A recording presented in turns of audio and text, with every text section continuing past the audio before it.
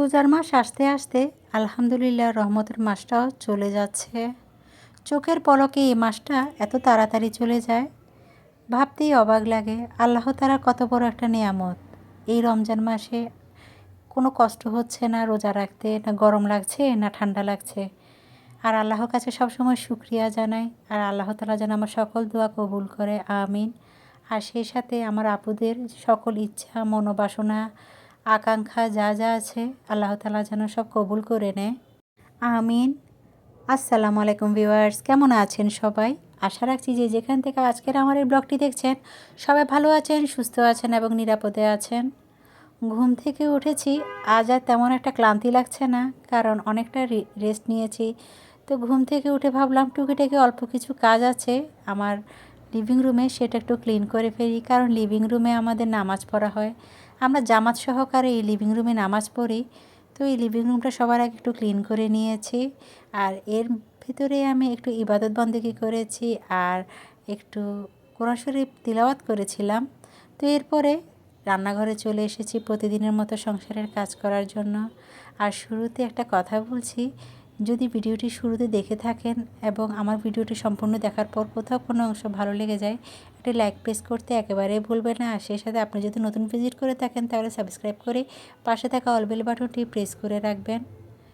তো অনেক দিন ধরে আমার ছেলেদের আবদার ছিল তাদেরকে যেন একটু নাগেটস বানিয়ে দিই। তো গত কয়েকদিন ধরে যে ব্রয়লার মুরগির সলিড মাংসগুলো এনেছিল সেগুলো জমিয়ে রেখেছি, আর এগুলো সকালে ঘুম থেকে উঠে বের করে রেখেছি। তো ননফ্রস্ট হয়ে যাওয়ার পরে ছোট ছোট টুকরা করেছি, আর এই যে নাগেটস বানাতে যা যা প্রয়োজন সবই এখানে দিয়েছি। তো আপনাদের একটু সুবিধার্থে একটু বলে দিই, আদা রসুন কর্নফ্লাওয়ার স্বাদে ম্যাজিক আর টমেটো সস আর সয়া সস, আর এখানে ছোট ছোট টুকরা করে পাউরুটিগুলো দিয়ে দিচ্ছি, লবণ আর গোলমরিচ দিয়েছি। তো সবগুলো একসাথে এখানে দিয়ে এখন এই যে একটা গ্রাইন্ডারে নিয়ে নিব। আর এই যে দেখতে পাচ্ছেন এখানে একে একে নাগেটস বানানোর জন্য যা যা প্রয়োজন সবই এখানে দিয়ে দিয়েছি। আর আমার এই গ্রাইন্ডারের মধ্যে এই যে কোনো মাংস কিমা করা এত সুন্দর হয়, একেবারেই কষ্ট হয় না। আর এই যে দেখুন কি সুন্দর হয়েছে এই মাংসের কিমাগুলো। তো এখন নাগেটস বানাবো, তো সব কিছু একটু সেট হওয়ার জন্য একটু ওয়েট করছি। আর সেই সাথে এখানে একটু অল্প পরিমাণে সয়াবিন তেলও দিয়েছি। তো আজ ভাবছি নাগেটস বানাবো না, এই মুরগির মাংস দিয়ে আমি চিকেন ডোনাট বানাবো। এখন তো অনেক ট্রেন্ডে চলছে, অনেকেই নাগেটস না বানিয়ে এই ডোনাট সিস্টেম করে এই নাগেটসগুলো বানিয়ে থাকে, দেখতেও কিন্তু বেশ সুন্দর লাগে। তো ছেলেরা সেদিন দেখার পর থেকে বারবার করে আবদার করছিল যেন তাদেরকে এটা বানিয়ে দিই। তো খুব সুন্দর করে খুব সহজভাবে এই ডোনাটা বানিয়ে ফেলেছি। আর সে সাথে যেহেতু এটাতে মানে ভিজে ভিজে আছে, তো এক্সট্রা করে আর কোটিং করছি না, এই যে ব্রেড ক্রামের মধ্যে গড়িয়ে এভাবেই রেখে দেব। তো যতটুকু এখন ইফতারের জন্য প্রয়োজন ঠিক ততটুকুই রেখে আরগুলো আমি ফ্রোজেন করে রাখবো। তো রোজার মধ্যে তো অনেক আপুরা অনেক ধরনের রেসিপি শেয়ার করে আর বানিয়ে থাকে, তো আমিও আপনাদের সাথে এই জিনিসটা একটু শেয়ার করলাম। তো অনেকে কিন্তু যে কোনো রেসিপি দেখতে বেশ পছন্দ করে, সেই জন্য আপুদেরকে প্রত্যেকটা জিনিস আমি একটু শেয়ার করলাম রেসিপি সহকারে। তো যে মাংসগুলো যে নাগেটসগুলো আমি বানিয়েছি ডোনাট নাগেটসগুলো, সেগুলো ফ্রিজে রেখে দিয়েছিলাম। তো আজ আপনাদের সাথে যে রোজার ব্লগটা শেয়ার করছি সেটা হলো ষষ্ঠ রোজার ব্লগে আমি কি কি বানিয়েছি সেগুলোই দেখাচ্ছি। তো একটু নাস্তার আগে থেকে বানিয়ে রাখলে ইফতারের সময় তেমন একটা ঝামেলা হয় না আর কষ্টও হয় না। তো ওগুলো বানিয়ে আমি বেশ কিছু রান্নাঘরের কাজ আছে সেগুলো একটু করে ফেলছি। আর তো গতকাল কিছু টুকিটাকি বাজারে এনেছিল, সেগুলো একটু গুছিয়ে রাখছি। অনেকগুলো তেজপাতা এনেছিল, তো সবগুলো তো এখন আপাতত প্রয়োজন হচ্ছে না। তো এইভাবে যদি বড় বড় তেজপাতা এনে একটু কেটে রাখলে অনেক সুবিধা হয়, আর যখন রান্না করবেন তেমন একটা কষ্ট হয় না। তো এই যে এইভাবে একটা গৃহিণী হয়ে চেষ্টা করি মানে সংসারের কাজগুলো একটু গুছিয়ে রাখতে। আমি ভেবেছিলাম রাতে এগুলো করে রাখবো, কিন্তু রাতের বেলা ভিডিও শ্যুট খুব একটা ভালো হয় না। তো ঘুম থেকে উঠে যে সংসারের টুকিটাকি কাজগুলো করে ফেলছি। আর কিছুক্ষণ পরে তো ইফতার বানাবো। তো আর ইদানিং কী করছি, মানে বেশ খানিকটা সময় নিয়ে একটু কোরআন তেলাওয়াত করছি, না মোবাইল ইউজ করছি না টিভি তো আমার দেখাই হয় না, কারণ টিভি আমার ছেলেরাই দেখে। তো সংসারের কাজের ফাঁকে একটু হাতে সময় যখন পাই তখন একটু মোবাইল দেখা হয়। আর মোবাইল ইদানিং একেবারেই দেখি না, ইচ্ছে করলেও দেখি না, কারণ চেষ্টা করছি রোজার ভিতরে যেন খতমটা দিয়ে ফেলতে পারি। তো মাশাআল্লাহ ওখানে যখন একটু সময় যাচ্ছে, তো যার কারণে মানে মোবাইলে ভিডিও করাটা বা ব্লগ ক্রিয়েট করে আপনাদের সাথে শেয়ার করাটা অনেক কষ্ট হয়ে যাচ্ছে। আর আমি তো বলেছি রোজার মধ্যে আমি চেষ্টা করব, আর যদি না পারি তাহলে একটু লেট করে হয়তো শেয়ার করতে পারি যে কোনো ব্লগ। তারপরেও অনেক আপুরা আছে তারা মানে পছন্দ করে আর কি, বা ওয়েট করে আমার ব্লগের জন্য। তো তাদের জন্যই একটু এভাবেই অল্প অল্প করে কিছু কাজ করে শেয়ার করছি এই ব্লগগুলো। তো ওই যে আপনাদেরকে বলেছিলাম আমি খাবারগুলো ফ্রোজেন করে রেখেছি, তো নন ফ্রোস্ট হয়ে যাওয়ার জন্য প্রায় জোহরের নামাজ পড়ার পরে এই খাবারগুলো বের করে রাখি। আসরের নামাজ পড়ে যেহেতু ইফতার ভাজা হয়, তো যার কারণে ততক্ষণে এই খাবারগুলো ততক্ষণে নর্মাল হয়ে যাবে।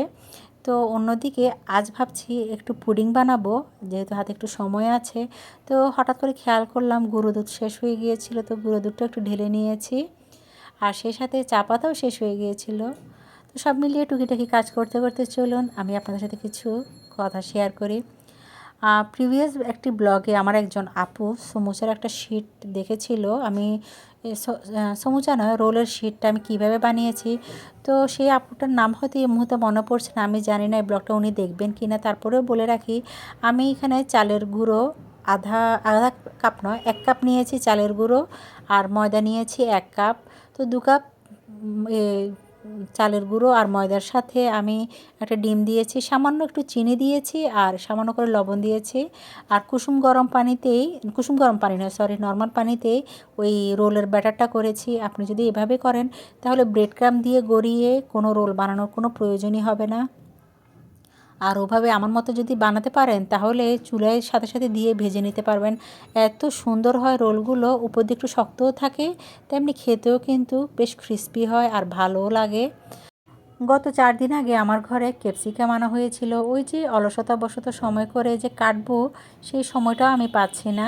তো আজ ভাবলাম করেই ফেলি, যখন সংসারের কাজ করছি এগুলো করতে দেরি লাগবে না। আর ক্যাপসিকাম যখন আমি বের করেছি তার মধ্যে দেখলাম একটা ক্যাপসিকাম নষ্ট হয়ে গিয়েছিল।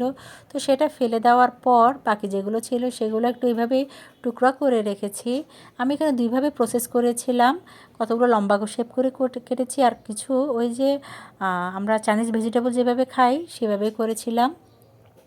তো করে টোরে ফ্রিজে রেখে দিয়েছি। মোটামুটি বলতে পারেন শীতের যে সকল খাবারগুলো ফ্রোজেন করার প্রয়োজন আমি সব কিছুই করে রেখেছি আলহামদুলিল্লাহ আমার সামর্থ্যের মধ্যে। তো এদিক দিয়ে আজ ভাবছি একটু পুডিং বানাবো। তো পুডিংটা বানানোর জন্য এখানে 4টা ডিম ভেঙে নিয়েছি। আর পুডিং বানানো তো অনেক সহজ, অনেক আপুরা পারে, তো তারপরেও আমি আপনাদেরকে শেয়ার করছি এই জন্য, কারণ অনেক নতুন গৃহিণীরা আপুরা আছে যারা সংসার করছে আর কাজ করতেও অনেক মানে একটু ভয় পাই যে কোনো জিনিস বানাতে। তো তাদের জন্য এই রেসিপিগুলো শেয়ার করছি। এখানে 4টা ডিম দিয়েছি, আর সেই সাথে 4 চা চামচ চিনিও দিয়েছিলাম। তো একটু বড় চা চামচে করে দিয়েছি যাতে স্বাদ খেতে ভালো লাগে। আর এসব ডেজার্ট জাতীয় বা মিষ্টি জাতীয় খাবারগুলোতে একটু চিনি না দিলে কেন জানি খেতে ভালো লাগে না। তো এখানে মোটামুটি চিনিগুলো দিয়ে আরও কিছুক্ষণ ভালোভাবে ফেটে নিয়েছি। আর একটা বড় কাপের মধ্যে আধা কেজি গুঁড়া দুধ আমি গুলে নিয়েছিলাম কুসুম গরম পানির মধ্যে। তো দেখতে তো পাচ্ছেন কত সুন্দর করে এটা ফেটা হয়েছে। যে কোনো পুডিং বানাতে গেলে একটু কাস্টার্ড পাউডার দিবেন, তাহলে দেখবেন পুডিংটার ভিতরে একটা ইয়েলো কালার আসবে, আর খেতেও কিন্তু বেশ ভালো লাগে। কারণ কাস্টার্ড পাউডারের একটা ফ্লেভার আছে, সেই ফ্লেভারটা এই পুডিংয়ের মধ্যে থাকলে খুব ভালোভাবে যেমন সুন্দর হয় দেখতে, তেমনি খেতেও বেশ ভালো লাগে। তো ওই যে ব্যাটারিটা দিয়ে আরও কিছুক্ষণ ভালোভাবে ফেটে নিয়েছি। যে কোনো পুডিং যত ভালোভাবে আপনি ফেটে নেবেন ততই কিন্তু মানে পুডিংটা ভালো হবে আর কি। তো এদিক থেকে একটু ভালোভাবে ছেঁকে নিয়েছি যেই মোল্ডে আমি পুডিংটা বানাবো। তো ক্যারামেল করে নিয়েছিলাম আগে থেকেই, একটু ছেঁকে নিয়েছি যাতে ডিমের যে পিচ্ছিল অংশটা আছে সেটা যেন এই যে পুডিংয়ের মধ্যে না থাকে। তো ভালোভাবে দিয়ে অন্য একটা পাত্রে চুলার পানিতে মানে চুলায় গরম করে ফেলেছি গরম পানিটি। তো এখন এই পুডিংটাও এখন বসিয়ে দিলাম। ওই যে একটু হাতে সময় নিয়ে সংসারের কাজগুলো করেছি, এত সুন্দর হয়েছে প্রত্যেকটা কাজ করাটা। আর একটু হাতে সময় নিয়ে কাজ করলে প্রত্যেকটা জিনিস কিন্তু বেশ সুন্দর হয়। তো পুডিংটা হতে হতে চলুন আমি এখানে সংসারের বেশ কিছু কাজ করে ফেলি। নিশ্চয় খেয়াল করেছেন বেশ কিছু খাবার আমি ফ্রোজেন করে রেখেছি, সেগুলো বের করে রেখেছি। তো সেগুলো একে একে একটু ভেজে নিচ্ছি। যেহেতু আমি একা মানুষ আর আমাকে হেল্প করার মতো কেউ নেই, তবে রোজার মধ্যে একটা কষ্ট একটু কম হয়। আমার ড্রিঙ্কস বানানোর কোনো প্রয়োজন হয় না, কারণ আমরা একটু লাচ্ছি খাই আর একটু ট্যাঙের শরবত খাই। ট্যাঙের শরবতটা আমার বড় ছেলে বানিয়ে থাকে আর লাচ্ছিটা আমার হাজব্যান্ড ব্লেন্ডারের মাধ্যমে করে থাকে। তো যার কারণে ভাজাভাজি যে সকল কাজগুলো সেগুলো আমি করে ফেলি। আর এই যে দেখুন, এই যে প্রিভিয়াস ব্লগে আমি আপনাদেরকে শেয়ার করেছিলাম কিচেনের জন্য দরকারি জিনিসটা কিনেছি। আসলেই কিন্তু এই জিনিসটা কেনার পর এত সুবিধা হচ্ছে, প্রয়োজনীয় যে মানে অপ্রয়োজনীয় যে তেলগুলো অতিরিক্ত থাকে এই এয়ার ফ্রায়ারের মধ্যে খুব সুন্দর করে পড়ে থাকে। তো যার কারণে আর অতিরিক্ত তেল থাকে না এখানে। আর ওই যে কিছুক্ষণ আগে দেখেছেন আমি নাগেটস বানালাম, সেগুলো এখানে ভেজে নিয়েছি।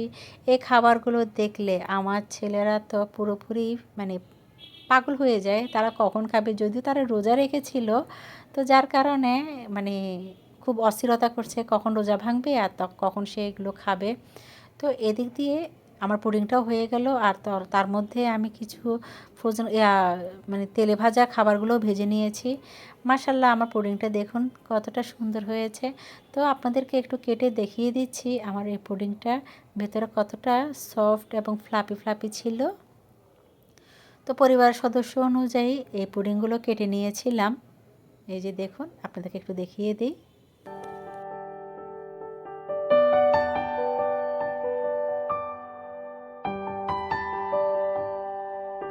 আর এখন ইফতারির সেই সুন্দর মুহূর্তটা চলে এসেছে, যে সময় আমাদের দোয়া কবুলের উত্তম একটা সময়।